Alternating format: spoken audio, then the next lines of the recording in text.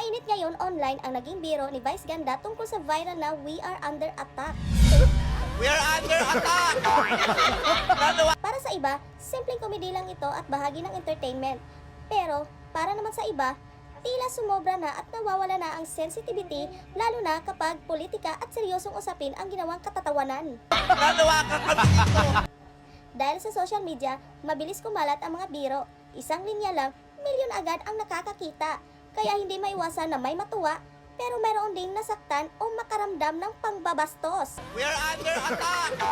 May mga netizens na nagsasabing, freedom of expression yan. Pero ang tanong ng iba, hanggang saan ang limit kapag may natatakpan ng tao o paniniwala?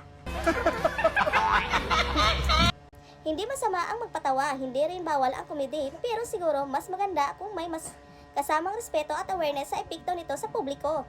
Sa panahon ngayon, masyado nang hati ang tao dahil sa politika. Kaya kapag may biro na pwedeng magpasiklab ng galit o dismaya, mas lalong uminit ang tensyon online. Kayo mga kabayo ay We are under attack! Nanawakan kami dito! Kayo mga kababayan, ano ang masasabi nyo dito? Normal lang ba ito sa showbiz at comedy? O dapat bang mas maging responsable ang mga public figure sa kanilang mga banat? Mag-comment ka nga.